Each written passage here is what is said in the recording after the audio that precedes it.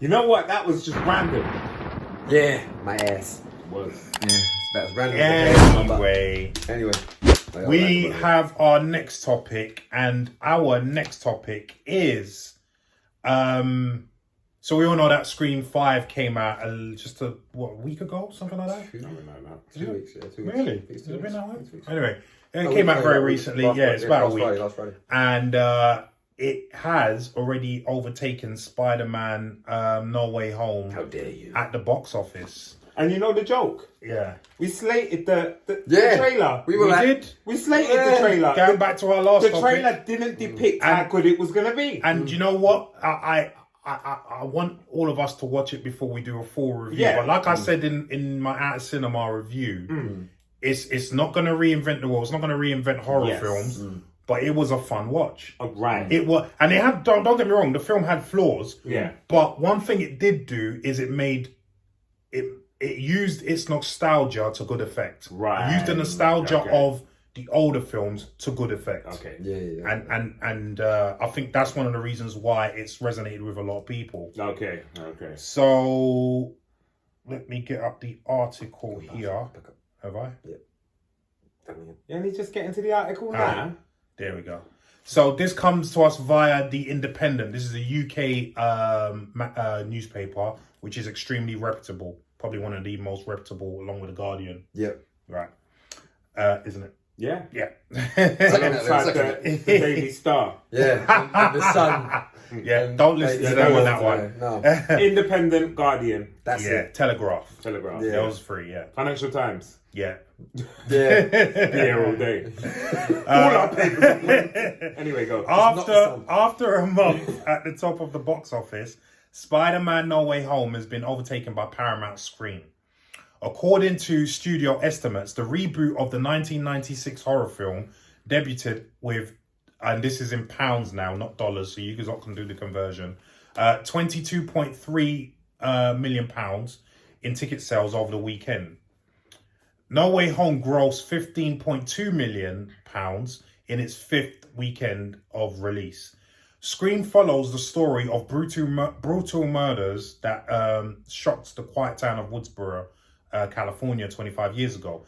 A new killer dons the Ghostface mask and begins targeting a group of teenagers to resurrect secrets from the town's deadly past. The film, which features Jenna Ortega, who played really well, Neve Campbell and Courtney Cox, which is weird seeing them all again in one film, is the first box office success in a year that Hollywood hopes will see a return to weekly stability at movie theaters. January is typically a quiet period at the box office, but the surge of the Omicron variant has further upended the release plans of some winter movies. Okay. Come on, Boris. Yeah, Go that's to cinema. enough. We'll go. That's it. So let's put this in context though, because a lot of people will be like, "What? Spider-Man has been out since when did we go to watch Spider-Man? Opening night of December. Yeah.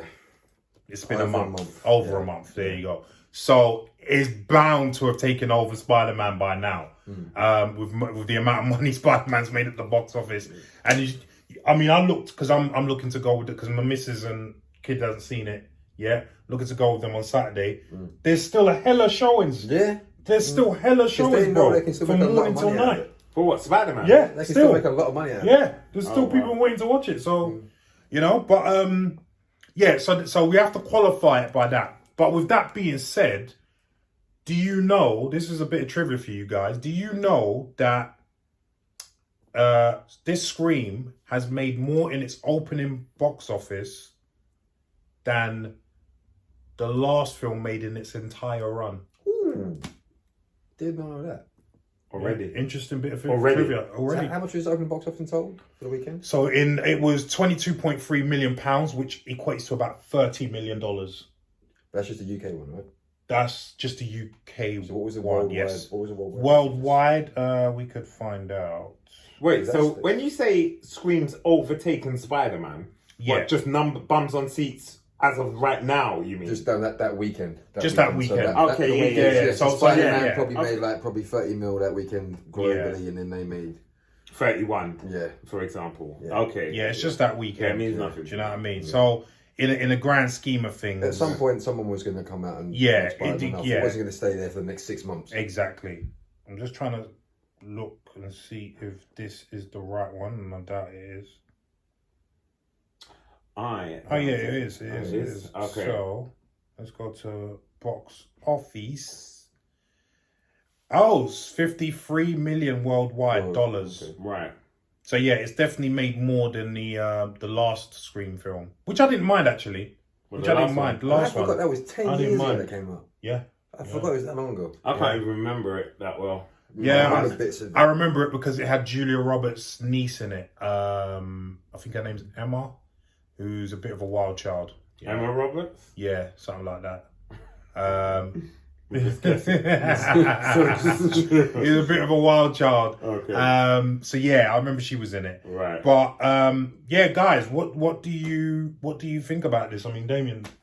I mean, as we said before, it was going to happen at some point. Spider-Man Yeah, wasn't going to yeah. like hold the throne for forever. Yeah. It could have been anything that knocks it off, but the fact that it was Scream after all of the backlash, just we gave it, because we were going to knock it off we the box office. slated the trailer. Yeah. Yeah. We were like, Once no! again, slated the trailer. And we got back at it. Yeah. Film was good. So Decent, very decent. I'm surprised it did well. I'm glad it did well because after a while, certain horror films don't always go well in the cinema. And this they reinvented the horror franchise back in the first one. Yeah, and the first one with Wes Craven. Yeah. The second one was okay. Third one I didn't care for. The fourth one I can't remember much of. But if this is as good as you say this is, it deserves to do well at the box office. Yeah, definitely. And yeah, I mean, Spider-Man at some point was going to drop off. The fact it's still going to be showing, it's still going to make probably another 50, 60 million. Yeah, at without least. doubt. Probably another 100, I would have thought by now. Without doubt. I mean, it's So- 1.7 billion at the moment on the box office. I won't be surprised if it gets to 2. No. I won't be keep surprised. No. Yeah. I'll keep growing. That's another 300 million worldwide. That's possible. Yeah. Yeah. Yeah. So, How close is possible. it to It's Endgame? oh no, I know.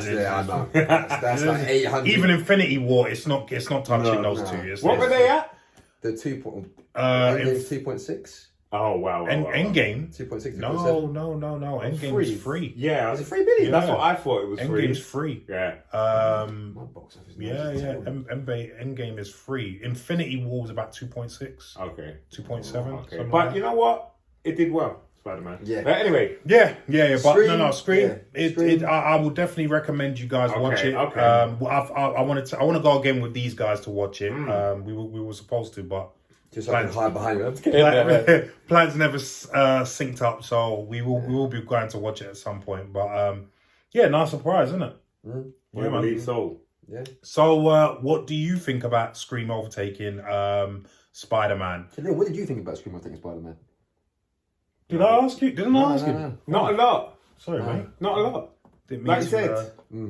What goes up must come down. Yeah. Simple as that. So what did you think? Yeah. We're not gonna label this. Nah. We're yeah, done. yeah. Let us know what you think in the comments down below. What are we doing? Welcome to the show. Hey everyone. Jim Rat Pat back in the house with me, Larry Olubami Walt, and Leon Rock. Damien Ashley. And yeah, we are here with another show to give you our perspective as gym rats and actors, professional actors, on the entertainment industry, specifically movies and TV. So we've been reading a lot of the comments that we've been getting. We always read the comments and we try to reply as much as we can.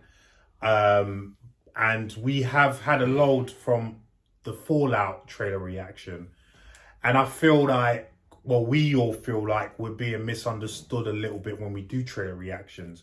So this first topic that we're going to do is about how and why we do trailer reactions.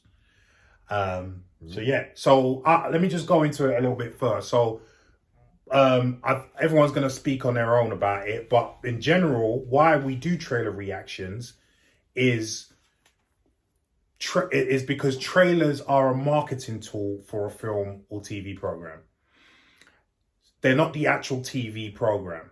So the job of a trailer, as we've mentioned a few times on this show, and you know, various other guys like John Campion in particular have mentioned, the job of a trailer is to increase your excitement for that particular project. Even if your excitement is way up there, it's supposed to increase it even more, like make you giddy to watch the project.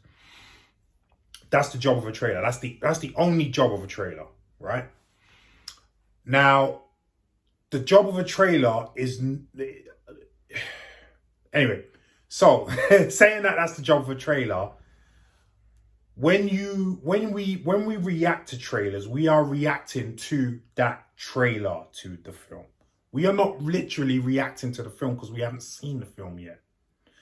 So if the trailer doesn't depict that film or the subject matter properly or in a clear, concise way, we are going to comment on it and we are going to react to it in a way that we would react to something like that. There's certain subject matters that I feel people are taking our reactions out of context. So with the Fallout trailer, for instance, we weren't commenting on the situation of what happened in that film, you know, the school shooting. We were commenting on how the trailer depicted that happening in the film and depicted the reactions of the different protagonists and antagonists in the film. So you need to understand that we're not trying to be insensitive. We're not trying to offend anyone with our reactions. We are literally, because we're watching this for the first time as well. That's another thing that you need to keep in mind. So we don't pre-watch it. Right, we don't because there has to be a genuine reaction. But yeah, I think I've said enough. I can comment later on. Leon, what do you have to say about? Well, I have a few things to say. Please. First of all, like Larry explained, it's an advertisement. So I'm going on how the film was advertised. Now, some people comments in the bottom, underneath, they said, oh, it was a bit insensitive and this and that. And just because the topic is deep and meaningful doesn't make it a great film, doesn't make it a great watch, doesn't mean that I'm going to like it. So, for example, when I watched that trailer, now I'm going a bit deep, but I never saw the person that did it. Mm-hmm. I never saw his backstory. Mm-hmm. I never saw his life. Mm-hmm. I never saw the parents of the children that had died. I hadn't seen the knock-on effect. I just saw two girls' experience from hearing a shooting in a toilet. Mm-hmm. Now, that doesn't actually tell me anything. Mm-hmm.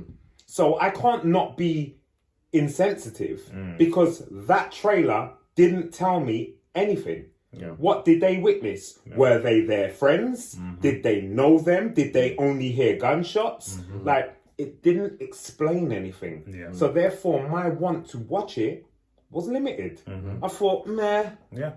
You know, if just because a slave film comes out doesn't mean I want to watch it. Mm-hmm. Mm-hmm.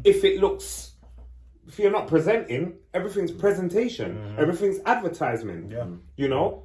So if the car looks nice and shiny, I might want it. But if it doesn't, I don't want it. Yeah, yeah. So it's not about being insensitive. Mm. It's about how it was filmed, who wrote it, the actors in it. There's more to it than the meaning of it. Mm. You know? So like I said in the comments, if it's a great film and it's a must-watch, then I will happily watch it. But we're doing trailer reactions, and my reaction to that trailer is for the story, and where I think they can take that story, I didn't see enough. Right. And that's me. Just before I bring you in, Damien, I just want to pick up on a point that you made. Like, we're not being biased when we do these trailer reactions as well, because as Leon said, there might be a film that's fantastic and I really want to watch. The good example of that, of a film that I really want to watch, that we did a trailer reaction to, was Lady of Heaven. Being a Muslim, I really want to watch that film. I didn't like the trailer, and I said as much. We said as much. Yeah. You know, didn't we? We thought it was shot very cinematically and whatnot. but we didn't feel it told us Anything. what the film was about exactly. Or yes, we understood it was about the Prophet Muhammad's daughter Fatima, Yeah. but in what context? Yeah. Do you know what I mean? Then what? Exactly. So it didn't really say anything, and I commented on that, and I slated the trailer, even though I really want to watch the film. So as Leon said, yes, it could be a fantastic film. We haven't seen the film, so we can't tell you whether it's good or not. We're just telling you from the perspective of the trailer what we think, how it was depicted. right? Damien, what do you have to say about all of this? I probably won't be able to articulate myself on this particular trailer as well as Leon and Larry have, because I've not had a lot of time to mull over it today. But He's been busy. I've been busy at work. But what I will say is the one thing we probably haven't touched on within all of that, and the points you made are very valid, is the other idea of when the trailers we review by and large are based on something that Leon pointed out during the trailer reaction. It's based on films we can go and switch our brains off to when we're there. There are certain types of films that we don't tend to be drawn to, not because they're not good films, not because we are discrediting the subject matter or we're being in any way, shape or form, I don't know how to say, not caring about what you're portraying on the screen, but it doesn't always sit well with us because of where it takes us. Point in case being, when I was at Legacy Detroit, Larry wasn't keen on seeing that movie because, and he mentioned it after, as great as it was, it's a one-time watch because of the context of the film. There are certain subject matters that are put on to cinema that are not always easy to watch. And as I said when I responded to the trailer, if this is about a real shooting, I wouldn't be particularly keen to go and see that. Yeah. Because emotionally, it's going to take me to a place I don't really want to go when I sit down. If it's one that's fictional and there won't be characters that they're going to bring up on the screen that you know have died in real life, to a degree, I can disattach from that to a small degree. I know it's still based on events that have happened in real life, but it's not someone's actual child that's being put up on the screen told about them being shot in a school. So I can have a little bit of a distance from that. That's pretty much the only thing I can say. And again, what we said in the trailer reaction, and we all said this was, and we mentioned about this before in terms of slavery films, they're not films that we're going to draw to the cinema and go and watch just because of the context of it, because we know what people went through and it's going to put us in a certain mindset watching that. You have to be prepared. You have to be prepared for that.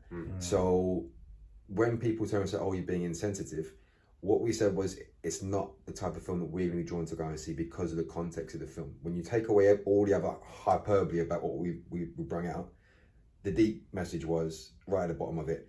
That's not the kind of film we want to see at the cinema because you have to be in a certain mindset.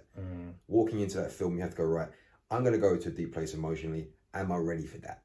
Which is why they kind of made light of me saying with tissues and stuff, but I will get emotionally drawn in with films. I think that can go for any of us. Yeah. That's why we said about crying in the pop. When I go to the cinema and I got my popcorn and you bring your partner and I want to come out a bit positive sometimes. Yeah. That's something you might watch at home. Should we put this on, sweet? Should we watch this? Yeah. All right, let's do it. Yeah. Not because it's out February 14th. Okay, I'm ready on February 14th to go down some negative rabbit hole. No, you're 100%. This is the thing. Like, when we came out watching Detroit, like well, you were madder than me. I loved the film. You were madder than me. I remember. I was not in a good place. I came out. I was like, I do not want to go on YouTube right now because I will go on a rant against anyone that has any issue with that film at all and its context. Like, if you're racist, steer clear of me for about the next 50 years of your life. But it was because that film, just to go off on a quick tangent with that film, because that film, normally you get the Hollywood endings. That film stayed true to what really happened. They all got away with it. All the racist cops got away with it. You know what I mean? So it brilliant, as Damien said, brilliant film. But the subject matter and the ending was such a downer. Do you know what I mean? It made me feel so angry and that's why I can only watch those kind of films once. So you were going to say something? No, I was going to say, for example, 7 Years a Slave. 12 years a slave. 12 years a slave, sorry. 7 years. If only. Like 1,200 years. Do you know what I mean? But the point I'm making is that won awards. I never saw it. I wasn't drawn to seeing it. I know, and you've made that very clear. And the subject matter is very close to me. Sometimes too close. You just gotta manage your own things. So just because it's relevant, they're black, I'm black. my ancestors went through slavery. What does that mean? That doesn't mean I have to be emotionally ready when I'm not ready. So there may be a time I watch it. Well, that then goes down to another point that, and this could be seen as, I don't know. Look, at the end of the day, we live in a country, we're from the UK, we live in a country, as you said this to me earlier today, we live in a country where we don't get school shootings we've had one and the law changed. Dunblane. Yeah. Right? Now, for whatever reason, America doesn't want to go that route. That's not for us to discuss. We're not politicians. But the point is that we can empathize, but we can't empathize like an American can to a school shooting, because that could happen to any one of you or your kids or whatever. Do you know what I mean? Whereas we don't have that. So it's kind of similar to, for instance, Detroit. Now, as much as I love my friend here, the way, even though he was really charged by it, the way he would react to it is not the same as I would react to it because of the subject matter. You know what I mean? So you have to take all of this in mind. We're trying to entertain. You got to remember with this show, we're trying to entertain a whole bunch of people, and not everyone is going to get where we're coming from. We can't just be very serious and very because the subject matter. Yeah, because of the subject matter. Serious. Because we've got to keep it entertaining, pretty much. You know what I mean? And it's not trying to make light of any situation. Which was here to tell you our reaction to the trailer. That's the not to line. the meaning, Yeah. not to the subject matter, just to the way it's depicted. Yeah. It's just like last thing when we spoke about Batman and Robert Pattinson. We was like Robert Pattinson being then the trailer came out, absolutely brilliant. And we eat our words. Yeah, because it's about the advertisement. You know what I mean? And if they did it poorly, I'm like, boy. Yeah. And now that's one of our most anticipated films of 2022. Right. I want to see Robert as Batman. Do you know what I mean? I'm excited. So we're not biased. We're not trying to make light of anything. And if we are wrong, we will say we were wrong. So I would say we're not taking anything back what we said, but if anyone was offended and if anyone thought that we were being insensitive, that wasn't our intention, and I think we've explained ourselves pretty well now. So hopefully going forward, you can understand where we're coming from with our trailer reactions and take it in a certain type of way. So is that all that needs to be said? I think that wraps it up. Yeah? Okie doke. Okay. So, what do you think about what we just said? In a less somber moment. Do you still think we're Generation Z? You still think we're old? Yeah. Old, yeah. Listen, They're old. Is it? Yeah. I look old. That's the difference. Listen, let's let us know what you think about what we've just said in the comments down below. Listen, we want to engage with our audience and we want to give you the best entertainment without feeling. Yeah, and not only that, we just want to represent ourselves in the right way. Like that, well. This is where we're coming from. Yeah, like, we're not yeah. insensitive. But which is why we're not taking anything back on what we said, because we feel that we're validating what we said and we've just explained ourselves. Yeah, so. just more depth to it. Yeah. Anyway, all right. Comments down below. All right, our next topic is the rumored cameo appearance of John Krasinski as Fantastic Four's Mr. Fantastic in Doctor Strange 2. Now, we were looking to do this story a couple days ago, but we never got a chance to. So we are a little bit late, but better late than never. So yeah, this comes to us via CBR. And it says that Doctor Strange in the Multiverse of Madness is rumoured to feature a Fantastic Four cameo, and John Krasinski is said to be involved. Not too long ago, it was reported that the ever-expanding cast of Doctor Strange in the Multiverse of Madness would include a cameo from a member of the yet-to-be-established Fantastic Four. A new rumor suggests that cameo will involve actor John Krasinski. According to the Illuminati, wicked name, the upcoming Doctor Strange sequel will build on the multiverse established in Spider-Man No Way Home. Krasinski is rumored to appear as a variant. Ooh, so for you guys who've watched Loki, you know what that means. A variant of none other than Reed Richards, who's Mr. Fantastic, otherwise known as Mr. Fantastic. The report suggests the actor has already filmed scenes for Multiverse of Madness. Krasinski has been a popular fan casting choice for Mr. Fantastic, so as his wife, Emily Blunt, as Mrs. Fantastic. Sue Storm. When asked if he would be open to playing the super genius, the actor previously stated, "Hell yeah, I'd play Mr. Fantastic." That's not what I heard, or maybe it was Emily Blunt that said it. However, there has been no news indicating Krasinski has ever officially been approached for the role. Previous rumors, which indicated a member of the Fantastic Four will appear, also suggested that Doctor Strange and the Multiverse of Madness will include even more members of the Illuminati, a secretive group of superhero geniuses. In the comics, the group currently consists of Black Ant, Enchantress, the Hood, Mad Thinker, Thunderball, Titania, although the founders of the group were Iron Man, Black Panther, Mr. Fantastic, Namor, Charles Xavier, Black Bolt, and Doctor Strange. We'll leave it there. Oh, no, because there was something that I really wanted to read. But there's been wide variety of rumors concerning characters that may or may not appear in Multiverse of Madness.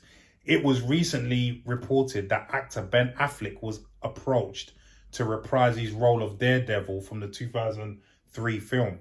It's uncertain if Affleck will ultimately be involved. It has also been suggested that Xavier will appear, playing an unknown role in Strange's adventure through the multiverse.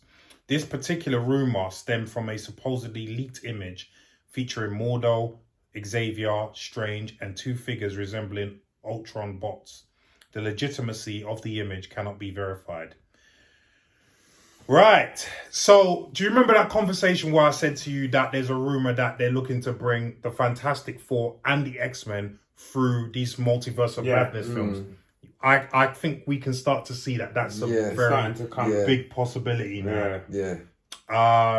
So it's interesting. I mean, what do you make of this, Damien? John Krasinski possibly coming in as Mr. Fantastic. I'm excited. I like Josh Krasinski. I think he's done I don't think he's done one project that he hasn't been loved in. Like he's not. He doesn't. He picks good projects. And he's been a fan cast, as you mentioned before, for this particular character for quite a while. Him and Emily Blunt, and I think Emily Blunt will do it. Will make the perfect Sue Storm and Reed Richards. I don't think that I now can't take, when I think about the character, I can't take their image away from that. They are perfect casting for it. As a married couple in real life, the chemistry they displayed in A Quiet Place was brilliant, and they could bring those sensibilities to this kind of Marvel couple. So I'd be very excited to see that. Him being a variant, does that mean we're going to see him play like an off-key version of Reed Richards from Universe? So you've seen Loki, haven't you? Yeah. So you know what they mean when they say variant. Yeah. So basically it's a version of the character. Yeah, but it's not the version that we would hold true. It's not. Exactly. So it's very interesting. Leon, I want to get your take on it. I don't know. I think it's a good casting. If that's gonna happen. Yeah. Do you know what I mean? Yeah. What's this Ben Affleck stuff? That's the one that really interests me. That's the one that really interests me, because obviously I've known about John Krasinski and being associated with Fantastic Four for the longest time. He's been fan casted, as they said, for the longest time. The Ben Affleck one is news to me. But I can see that actually working. I can see that working. Yeah. I mean, we only have to see what happened. I mean, okay, it wasn't a successful film, but we've seen how this could work in the Spider-Man No Way Home film. And if they get it right, which obviously it's MCU now, so I think they they're most right. likely They will. will. Yeah. That gonna could sign end off up, any yeah, foolishness. yeah, that could end up being. So you're excited to see. I'm excited to see that, but If it's Fantastic, true. yeah, if it's true, like see Fantastic Four, they've never really done it for me. No. they haven't done anything. Do you know what? Do you know why? Tried. Because all the It's never done they've well. tried They twice. tried, and it was And floppage. well, 3 times if you count the sequel to the first one, and I never liked any of those like films. Silver Surfer and them Yeah. And the thing is, they're the first family of Marvel, and in the comics, their comics are really good. Yeah. I mean, their comics was the one that actually introduced Black Panther. Oh, is it? Yeah, Yeah, back in the okay. 60s. Yeah, they Okay. actually, because Black Panther, because they had such a reputation. Yeah. Black Panther was like, if I can capture these people all by myself, then I'm ready to take on Ulysses Claw in the comics, who killed his dad. Right. So then he goes back one by one, separating them, capturing them, and I think it's only at the end he captures everyone but Mr. Fantastic, and then Mr. Fantastic manages to Rescue them. overcome him, and then he tells his story that, look, I wasn't actually looking to kill you, I was just trying to test myself to then do what I need to do, and then they help him do what he needs to do. Okay. So that's I where think they're due a decent film. they are 100% due yeah. a decent film, and I Everything think it's only just been Marvel, too- only Kevin Feige can do them justice. Yeah. It says a lot when a Silver Surfer turns up as a small part and is the best thing in a Fantastic Four film. Yeah. It's criminal because not only Fantastic Four, but the villains. I mean, look, Galactus is a big baddie. He's on the level of Thanos. Yeah. Do you know what I mean? Yeah. He's on the level Yeah. of Thanos, and they did him dirty in the sequel to the first lot of films by being just a cloud. Because if you look at him, What was that? that was so stupid. A cloud. A cloud. He's an actual being. You know, he actually reminds me of the Celestials from the Eternals film. That's how big he is, because he eats worlds, right? So they criminally didn't do him justice, and I hope they bring him back, because there's always been talk about him being another big bad for the next lot of films, which will make perfect sense and which will be great. Okay. Because then you're going to get a Thanos level threat. Do you know what I mean? Which is what made the Infinity Saga so good. Yeah. Now down to John Krasinski. John Krasinski has always been fan casted with his wife. Emily Blunt, as Damien reminded me, gave an interview a while back saying how Wasn't a cup of tea. she wasn't a cup of tea, she's not interested in it, and they haven't been approached. But so at that time, I took that as gospel. Yeah. We now know, because of you, Andrew Garfield, Yeah. that they could be all lying their ass off. Well, there you go.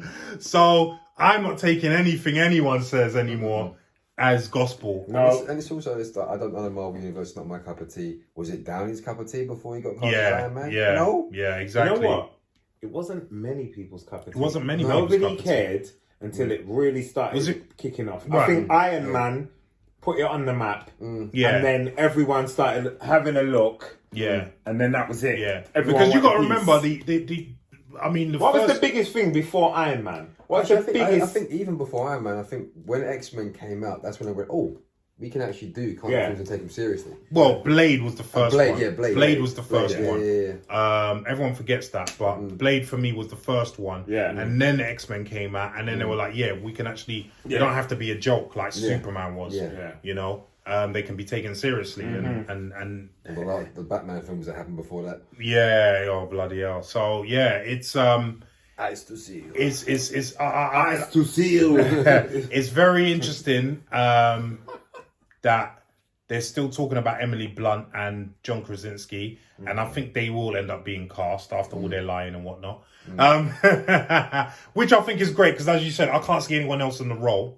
You know, husband and wife team in real life. And it makes sense. It just And the class actors as well. yeah, 100%. Yeah. I love it. I mean, remember, she almost got Black Widow.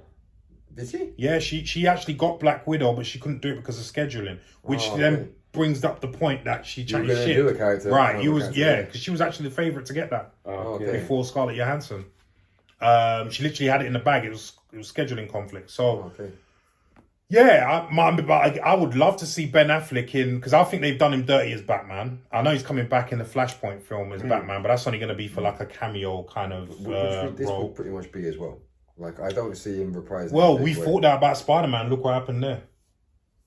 Yeah, but like, this is a Doctor Strange movie. If he's going to come back as Daredevil, it's going to be you got a bit for a minute, 2 minutes. But then again, why would they show Daredevil? Why not other characters? So and with Charlie Cox appearing in Spider-Man, I don't think it would just be a cameo. No, Charlie Cox isn't. No, but even if did you get what I'm saying? Why have Daredevil in particular then show up? Well, again, this is rumors, so we don't know for sure. Also, like what they're doing with like the Flashpoint film is like they're gonna have everyone turn up, but it's gonna be like a pay respect to the audience. Like, here's your original one you loved for a few minutes. That's what a fan moment. That's what we hope anyway. Because we can't tell no more, man. I think Spider-Man No Way Home just messed everything up for us. But I think we all agree that we like to see John Krasinski and Emily Blunt in there. Definitely. Yeah, 100%. So, yeah, man, let us know what you think about Emily Blunt and John Krasinski possibly becoming Mr. Fantastic. JC! And, Sue Storm. And Ben Affleck also coming back as Daredevil. Do you think that's a possibility? Let us know in the comments down below what you think. And with that said, the show is over. So, Damien, my friend, where can people holler at you on social media? The Gym Rat Pack at Instagram. There we go. Or the Gym Rat Pack Does Entertainment at Instagram. There you go. Yes. That's it. Rest of it is down below. Yes. Yeah, all the links to all that stuff's down below. Particularly look us up on IMDB. That'd be great. Down below. Yeah. There you go. So from all of us, bye-bye. Right, so our next topic is Willem Dafoe. Willie D! Yeah, big old Willie D. And he wants to play a Joker imposter opposite Joaquin Phoenix's Joker. Yeah. Now, before we get into the story, I think we've all said on this show at some point that if there was anyone that we could see playing the Joker, it's Willem Dafoe. It's Willem Dafoe that hasn't played. You know what? I'd never actually said it, but until reading the story, for some reason it never came to my mind. It made so much sense. But when I looked at that picture, I was like, why have I never thought of this? Yeah, we said it before, didn't we? Yeah, we have. Like copycat killer, basically. Yeah. Like, that's what he would be. I mean, you just have to watch him play Green Goblin to realise he can do Joker so easily. No one plays psychotic. the range. Yeah. He plays the range. Yeah. I think he would kill it. That would be mad. He looks like, when you refer, he looks like the Joker. Yeah. Pretty much. Because, like, every actor that's played him so far, like, even when Leto needed the makeup, you wouldn't really need makeup too much for him. No. Just a couple dashes. There's something about the way that he's drawn in with his cheekbones, the structure, the way his lips move out. He's naturally got that very sinister look about him. You know? Well, this comes to us via Variety. Okay. So it says Willem Dafoe is a staple of comic book movie history thanks to his Spider-Man role as Green Goblin, which he recently reprised to rave reviews in Marvel's record-breaking Spider-Man No Way Home. If Dafoe has his way, Green Goblin might not be his only comic book movie villain. Speaking to British GQ, the Oscar-nominated Dafoe revealed he does not want to play the infamous Batman villain, but rather a man who is a Joker imposter in a movie. Such a role would allow Dafoe to come face-to-face with the real Joker, most recently played by Joaquin Phoenix in an Oscar-winning performance. There is something, they're quoting him here, there is something interesting about, like, if there was a Joker imposter, Dafoe said. So it would be possible to have not dueling Jokers, but someone that claims to be the Joker that isn't Joker. And that kind of opens up the possibility of an interesting story, particularly if you had Joaquin Phoenix's Joker and then you had someone who was either imitating or riffing off of what he did. Dafoe added, I fantasized about that, but other than that, I am not talking to anyone about it. You're the first one. Dafoe has often been fan cast as the Joker on social media and on YouTube, One fan cast video boasts over 3 million YouTube views. Wow. The iconic villain has been played on screen by the likes of Jack Nicholson, Jared Leto, Heath Ledger, and Joaquin Phoenix. Who was the original back in the 70s? Oh, Cesar Romero. That's it. Yeah. The latter two actors won Academy Awards for their performances. In addition to his role as Green Goblin in Spiderman and Spider-Man No Way Home, Dafoe's comic book movie filmography also includes his performance as mentor figure Nundis Volko in Aquaman. People forget about that as well. Mm-hmm. So, Leon, I come to you as being a big Willie D fan. Willie D. What do you think about this?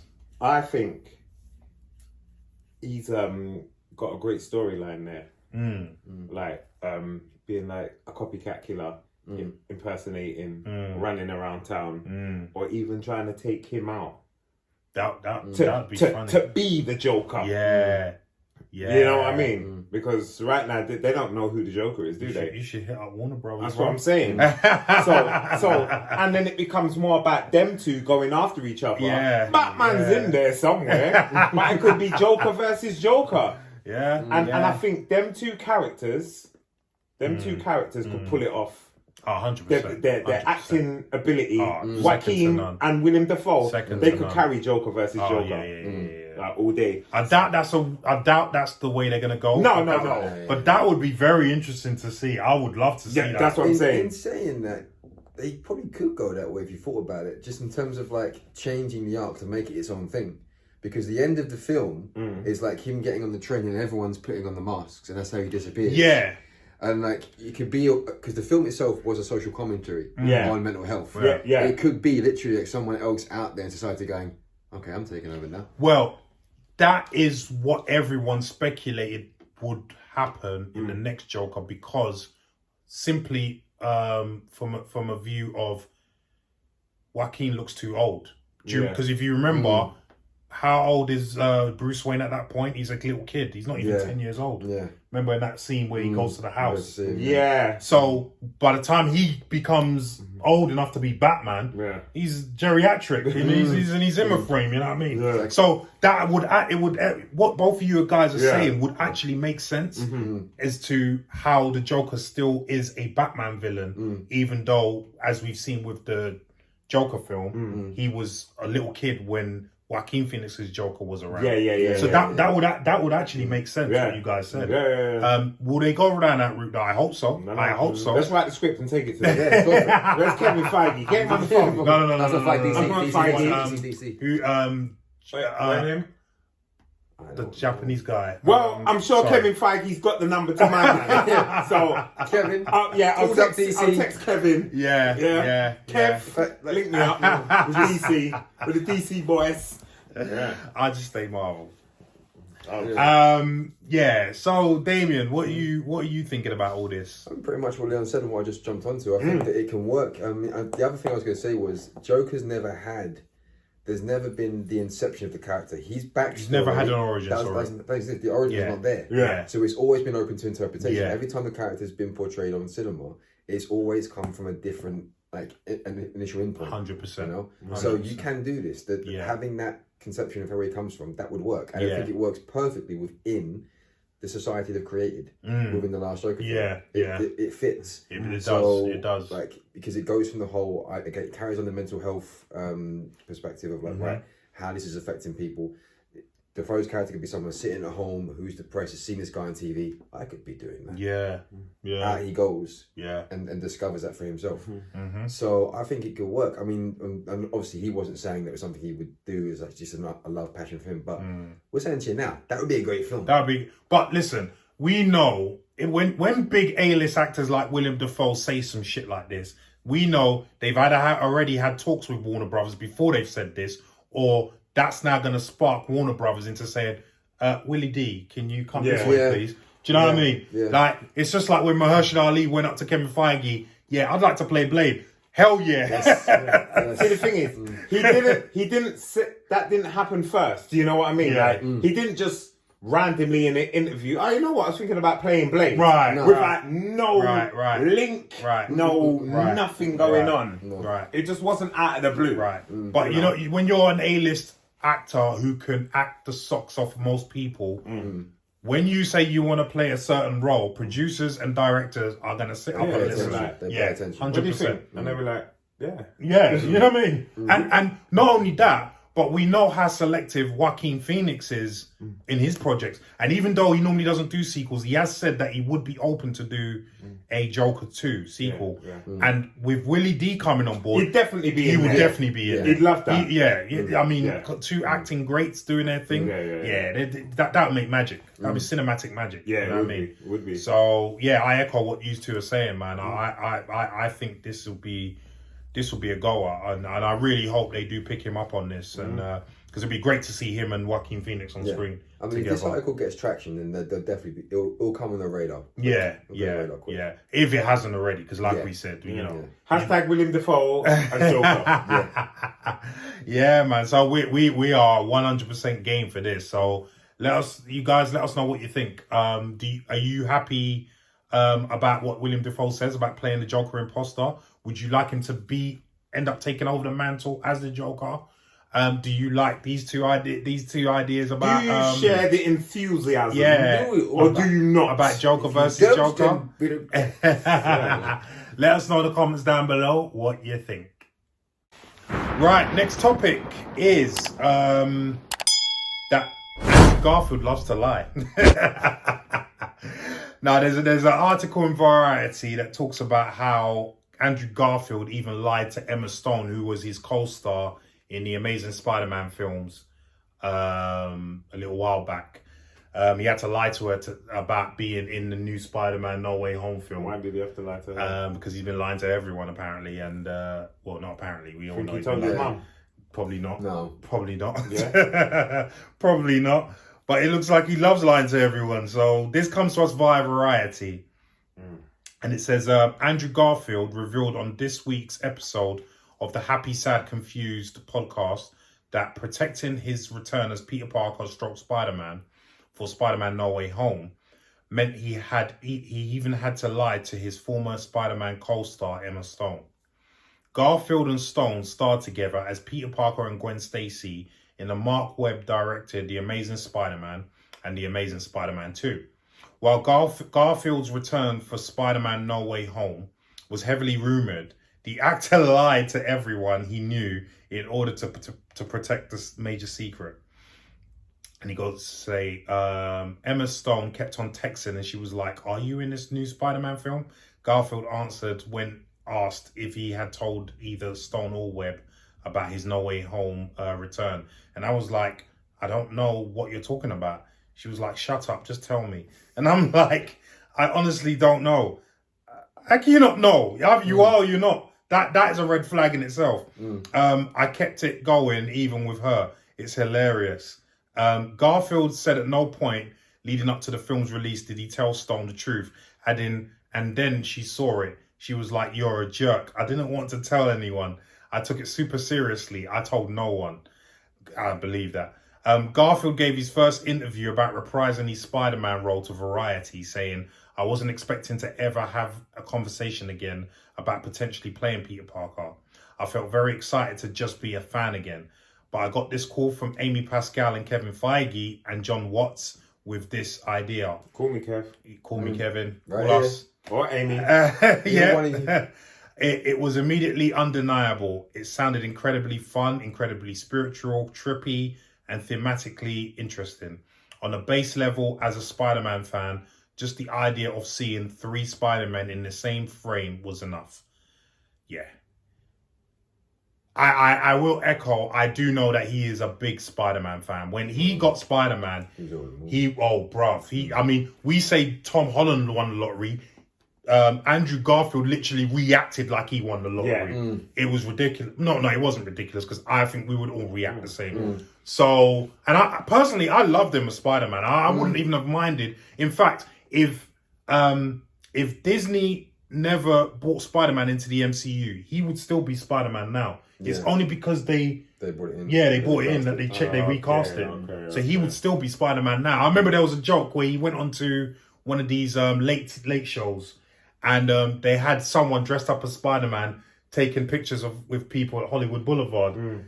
And then he takes off the mask and it's him. And he's like, yes. I thought that was so funny. He's got a really good sense of humor. So what do you think about him lying to everyone? You know what? and enjoying it, apparently. I would have done the same damn thing. No, look, at the same time, it's not, we mentioned this before, it's not a lie that it's you trying to get away with something you've done wrong. He's keeping the surprise for the audience because they're going to lap this up. And we did. And everyone who went to see the movie, when that happened, you know, Mr. Critic's viewpoint about yelling in the cinema aside, whatever his name was. What was it again? Louis Louis' opinion aside, like everyone generally had a stop and yay moment. Even we did. We did. Yeah, followed by you lying ass motherfucker. But anyway, but he had to do that because he was doing his role for, you know, the cinematic audience, people that follow the Marvel and know his films. So I take my hat off to him.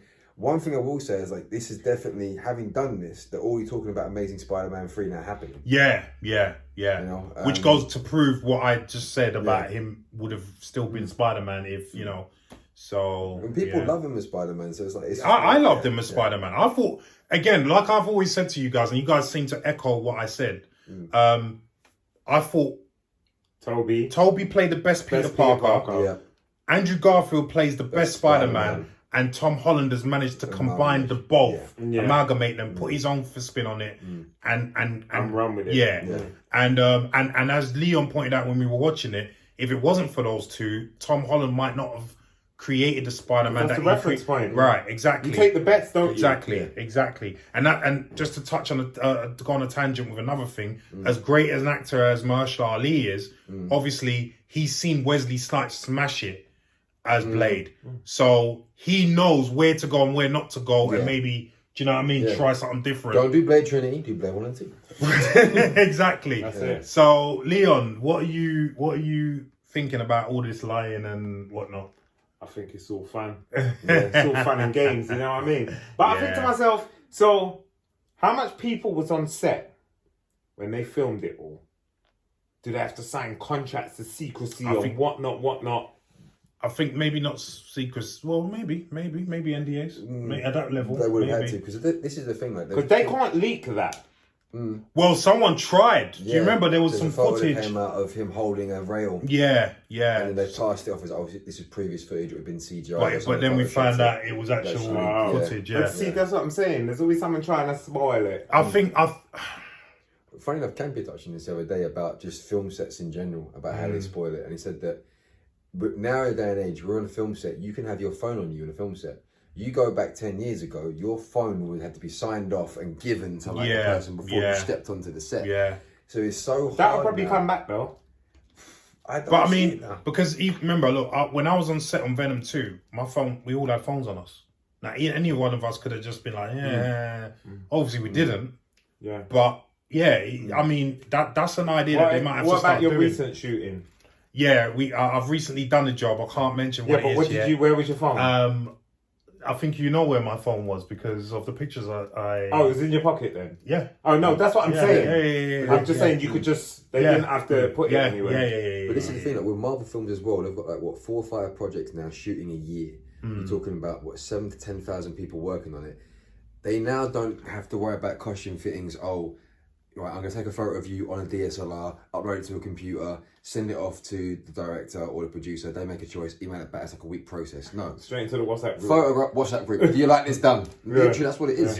So it's like cameras are everywhere on set now. And it's not just cameras. Like, it's a 4K device in your hand on set. As John Campbell said, a telecommunication worldwide device. So it's like... So, you know, where you could take a picture and within moments, it's all over the world. Like literally within moments. Mad, So the fact that much didn't get out, I tip my hat off to the crew. Oh, they listen. I think Kevin Feige's got everyone on such a tight ship now that it leaks. If some, because I bet you whoever leaked that, they found out who it was. More than likely, They found out who it was, and they were severely punished. You know what I mean? Like, that person's never working on any set again, let alone a Marvel set. You know what? It's like, who was there? Right. Because they will know. They will know. Look Yeah. at the angle he's Yeah. at. Yeah. You know, like they'll know. They'll know. They'll They're know. not. They're not spending. And what you got to remember is, say we're on set, they're filming, and a camera's picking me up. Yeah. Yeah. From some angle. Yeah. Someone's seeing me. Yeah. Like, oh, it was Leon over there. Yeah. Like, Yeah. But also, like, sometimes I think, do studios secretly do this on purpose to build up more online traffic? There's a lot of discussion about that, and I think there's some truth to that. Yeah. I think there is some truth to that because they know at a certain level. Like rappers that leak their own music. Yeah. Yeah. Yeah. And pretend, oh, it Yeah. got out. Yeah. Oh, how did it get out? Exactly. I don't What were know. the reviews How like? can it get out? If Exactly. only you had it. Yeah. Or someone leaking their sex tape. Yeah. Leaking. Leaking. How do you leak a sex tape though? Yeah. Like, so Yeah. you got a sex tape on there, right? Only, how does it get leaked? Yeah. Where does that go? Yeah. Unless you sent it to someone who then Right. sent it to... Yeah. Don't leak. Yeah, I These mean- things don't leak. Yeah. And like we said, they run such a tight shit. Like I said, either that person was allowed to leak it Yeah. and they pretended it was a leak, or they got fired pretty soon after. Yeah. It's either A or B. Yeah. You know what I mean? Because like we said, Marvel run a very tight ship. Yeah. And I mean, I've auditioned for some Marvel stuff and you have to sign an NDA and your agent is not even allowed to see what they give you as sides for the audition. That's how, so then they know They don't need extra if this people is seeing it. right, if this is leaked, Larry will come into you, or Yeah, Damien will come into you. You know what I mean? And I ain't about to leak shit to do with Marvel because my pockets don't run that deep. Nope. That's the thing, even with the audition process, when they send you a script, you don't know it's a Marvel project half the damn time. Yes, You do. Or if it's not that, because before it was like they dressed up They as something used to. else. They used to do that a lot. But well, depending. I think it depends on the role. If it's so let me use. Well, actually, I think it might depend on the agency because obviously my role in Venom 2 was very tiny, right? But I knew it was Venom 2 straight away because my agent told me it was Venom 2, even though the working title was Fillmore. Was what? Fillmore. Okay. But I knew my agent said it's Venom 2. Right. So she knew somehow. So I don't know what happens because you're right. Some of them are on working titles, but everyone seems to now know. Maybe it goes back to what we were talking about with the leaking that this working title is now attached to this big title. So So also sometimes it was mainly when they had a new project. If it was like a continuation of something, they didn't tend to hide it. right. But if it was like a new project, like I know with all of the last run of singular character films, when they introduced them, they didn't know what they were auditioning for. Right. And we're talking A-list guys didn't know what they were auditioning Yes, for. you're right. Yeah. Some of them didn't know what they were auditioning for. Yeah. So. Yeah, man. Anything more to say? No, bro? that's a wrap. Yeah. Yeah, man. So we salute you, Andrew Garfield. Yeah. Line your ass off. Yeah. We would have done the same. So, Yeah. what do you think about everything we've just said and what Andrew Garfield's had to do to keep this role a secret? Let us know your comments down below. And Andrew, if you're watching, let us know. And did you enjoy? Right. Our final topic is one that we've been wanting to do for a while, haven't we? But we it's never been current enough till now. So basically, That sounds real premeditated. that just we've wanted to do this for every way- day for the last 6 months. Like we we've got a been sitting there vendetta. waiting. anyway, Channel 4 now in early development on a Noel Clarke documentary. Noel Clarke, obviously a British actor who has screenwriter, who producer, director, the whole shebang. BAFTA. He has been in a lot of hot water recently because he's had a lot of allegations against him from females, particularly actresses, who allege that he has sexually harassed them and groped them and stuff of that nature. It's not nice at all, to say the least. So let me read you this article from Variety, and it says, a documentary chronicling the experiences of disgraced actor Noel Clarke is in the works at Channel 4. Disgraced. Variety has confirmed. Sources indicate that a project in early development at It's a Sin broadcaster will look to explore the events surrounding Clarke in the last year, though it's still unclear what the exact angle or treatment will be. A spokesperson for Channel 4 told Variety, Channel 4 has not commissioned the documentary. It is in the early stages of development, and as part of this process, the production company has started approaching a number of potential participants. In April 2001, multiple sexual misconduct allegations emerged against Clarke, a top actor in the UK, best known for starring in shows such as Doctor Who and Bulletproof, and the films Kidulthood and Adulthood. The allegations, first published as part of an extensive investigation by newspaper The Guardian, spanned sexual harassment, unwanted touching and groping, sexually inappropriate behaviour and comments on set, professional misconduct, taking and sharing sexually explicit pictures and videos without consent, and bullying between 2004 and 2019. A number of women went to police with allegations against Clarke, but Scotland Yard hasn't yet pursued a criminal investigation. Clarke has vehemently denied all the allegations made against him. The actor's show for Sky, Bulletproof, was swiftly cancelled by the Comcast-backed broadcaster, as revealed by Variety, and he was also booted from his production company, Unstoppable Film and TV. Clarke has kept a low profile in the last year, that's to say the least, until it emerged that he was pitching a documentary about his so-called cancellation. Sources indicate that the film, which doesn't yet have a title, will include a range of voices. A sizzle reel was also used to pitch the concept to senior Channel 4 programming executives who are believed to be keeping an open mind about the film. News of the project has been kept relatively under wraps at the broadcaster, where only senior execs have been privy to its existence. Yeah, we don't. So what is Clarke's thing? No, it's not. They just mentioned that he tried to pitch them something about his cancellation, which they didn't buy, which they'll be stupid to be honest with you. We nicknamed him Nancy Noel. You nicknamed him. Okay. Well, Leon, I wasn't on the show. That point. tell us what you think about all of this. Well, I think the show should be called Clarke in the Dark. You know what I mean? That's what I call the documentary. Clarke in the Dark. That's a Dr. Seuss book that says we should name him Clarke in the Dark. Yeah. Is it? Yeah, literally. Yeah. Okay. Yeah. So Clarke in the Dark. Oh, that's crazy, man. That's crazy.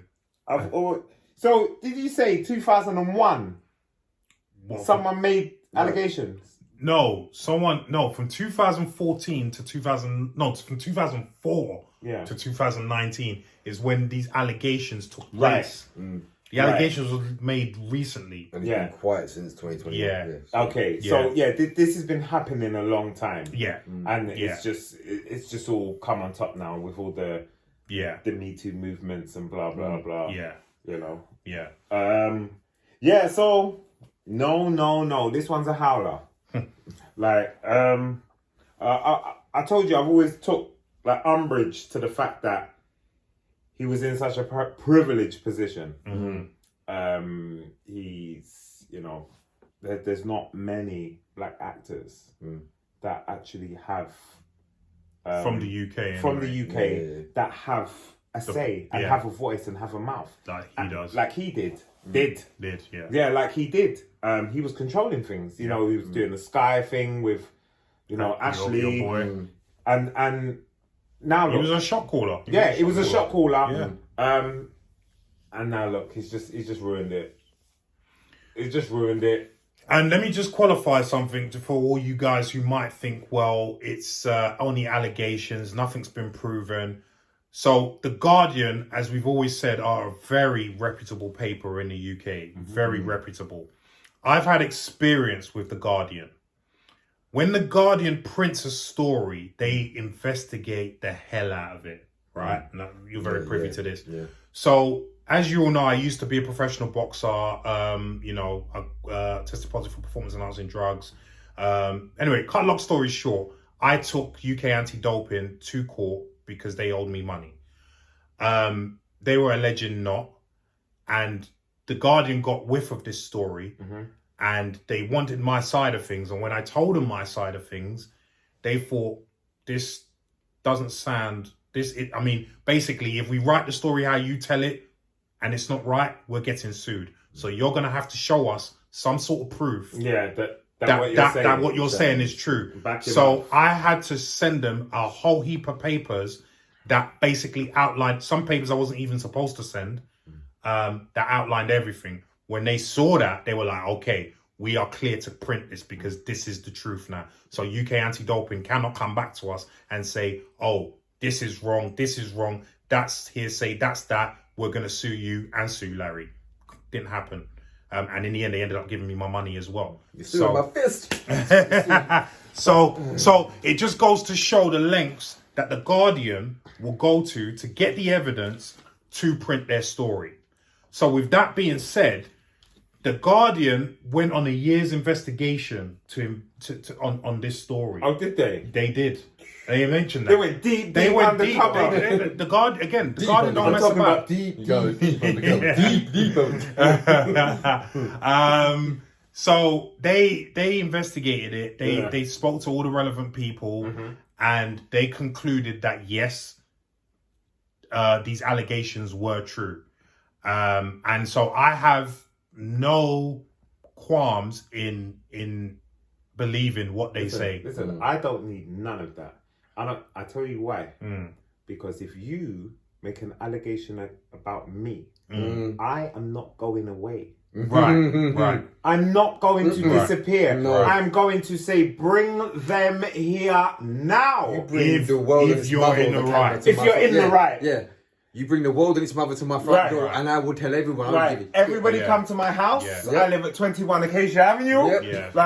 I'll be there. Yeah. Bring whoever you want to bring. Yeah. And show me any evidence. Right. Let's go. Right. But the way he's just gone into obscurity in the dark, and he's walking down the street going to pick up his milk like this. Yeah. Bro, that's why I say I don't need the Guardian. Yeah. Your behaviour tells me everything. Well, I'm not going anywhere. When the story got put out there, what's the first thing Jason Mazza, who's his partner at that production company, did?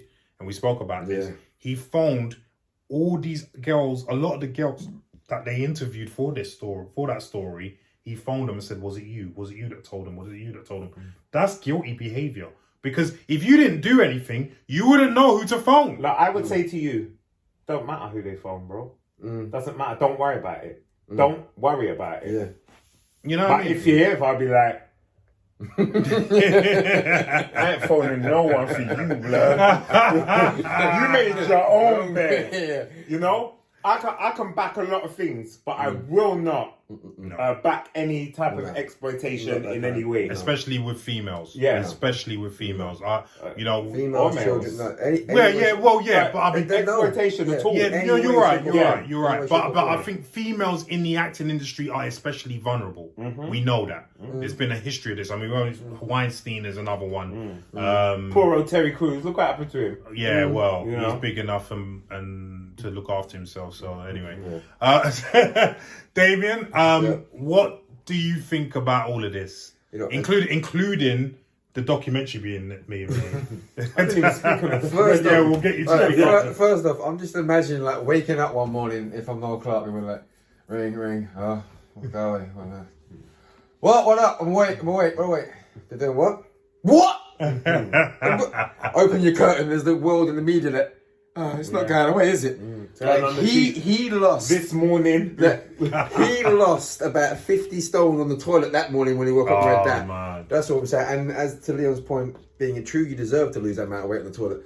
Because to Leon's point, like and I've been going through something personally, I'm going into it, but for the last 4 years, nearly 4 years now, I will bring literally God as my witness to my door. I don't care if I've got to hunt down dead bodies and dig them up and reincarnate them and have a discussion with them. It's happening.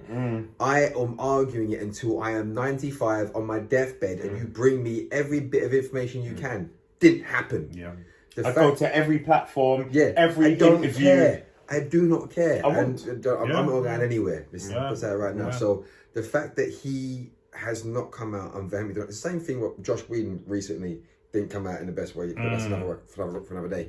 But he hasn't come out and vehemently denied this and gone, I will take this to court and I will battle it to the nines. Well, he did come out and denied it after how many days? But I'm talking about this statement thing. This statement is This like statements are rubbish. Yeah, the statement. Come out and show your big face. Yeah, like it's dodgy hairline. Well, again, I say to you that if he was innocent, he would have sued the Guardian. Because that is something, as we all know, that's something that can be done, and he's got enough money to do that. Yeah. So if the Guardian, this is why I said I clarified that the Guardian don't mess about when it comes to these sort of stories. They're taking enough L's along the way. Yeah, they investigate the hell out of it to make sure that they're in the right side, so that they don't get sued. And then they publish the story. I can't speak on every paper, but I know the Guardian because I've had experience with them. So this is why I know that. Sorry. I mean, don't get me wrong. When it initially came out, I didn't want to believe it. I was like, Clarke for me, as Liam pointed out, he was a figurehead at a period in the industry. Like he was being able to open doors for other people that weren't having those doors open for him because of the position that he put himself. Well, speaking of which, he opened the door for one of our friends, didn't he? We won't tarnish his name by speaking about it. But and a lot of people I've met for years in the industry have always spoke positive of him. So when it first came out initially, I was like, I don't want to believe it. And I even called Ball on it. I was like, because there was a few actors, like when Morgan Freeman got pulled out and said, Morgan Freeman's on set and he's conducting. But everyone saw that for what it was. That was nonsense. Because they even showed the video where he was supposed to have said something. Yeah, and that was nonsense. There was nothing to it at all. Yeah. So initially I called Ball on it, but then as more and more has come out and as he's skirted around things and released statements like this, I'm like, I don't have anything to support you having not done it. And I hate to say it, but I'm like, dude, like you haven't done yourself favours. And if you have done it, then you deserve what is going to come into you. I'm sorry. But, well, I'm not sorry. But if you have done it, that's coming to you. I mean, I still hope for a while that he hadn't done it and that there was someone in the industry who had the guns out for him and was trying every way, shape or form to basically get him out of the industry in some way, shape or form. But now I'm like, I don't think there's anything but the fact that it's happened. And it's hard to say it, but... No, I mean, listen, he's ended up being the British Weinstein here. I mean... You know, because no Weinstein. Because what people have to remember is it wasn't 1, it wasn't 2, it wasn't 3. It's a bag of them. It wasn't 4, it wasn't 5. 20 different girls came forward, and that's just the 20 that the Guardian managed to get. Yeah, I'm sure there was more than that. There's always going to be, isn't there? And that's the girls. Deacon came out and said something. I thought Deacon was his boy. Right. Deacon came out and was like, nope. Bro, true. Thank you for reminding me of that. And Deacon disappeared quickly. Like he was for me after he did Kidulthood. I was like, that boy's career is going somewhere. Yeah. He held the film. He was the film. Yeah. Adam Deacon was the film. That moment in the cafe where he's like, I'm gonna punch. Oh, I was like, you captivated right there. He was the film. Yeah. So and Noel killed him. Yeah. Like when I heard that, I was like, oh. Noel got him sectioned. Remember that he affected his mental health that much, and then he got him blacklisted.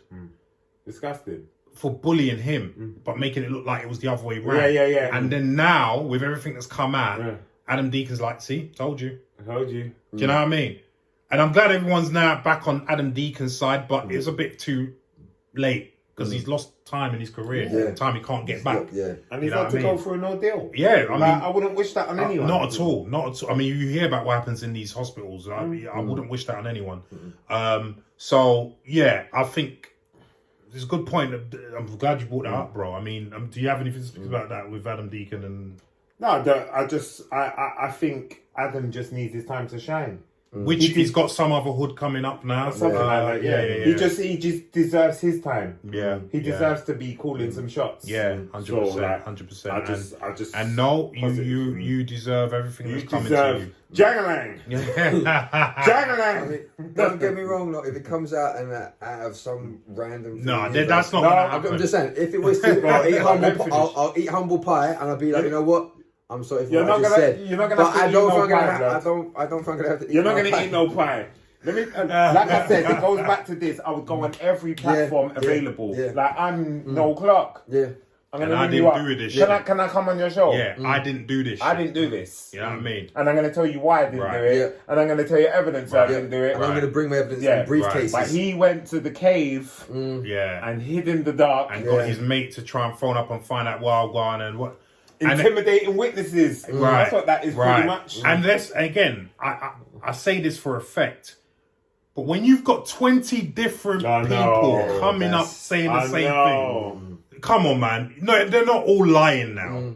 You know, they didn't all get together and corroborate their One stories. can be like you linked her and she took it wrong. Two at a push. At a push. 21. Three. You just must be Romeo. Yeah. But 21. It's over. Yeah. So Dirty bumbo.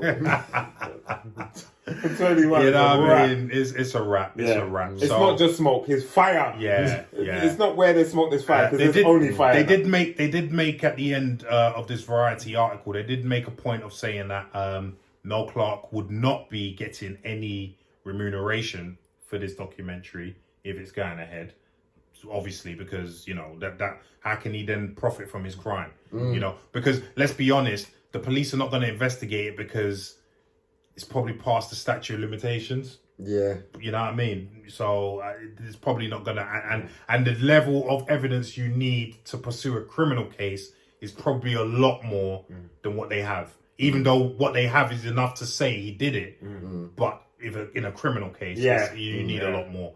So what happens now then? For Noel, I think He just for has to now live in the darkness. he just has to live with being blacklisted forever. I feel, you know what I mean. he's gonna have to script write and send it out as Leon Joe Blogs. Leon Dark. His name backwards and Dark. I feel sorry for your boy because Leon knows Ashley Walters, who co-starred with Noel Clarke on Bulletproof, and I feel a little bit sorry for him in the sense that the show that he co-created with him is now gone kaput just because of his behavior.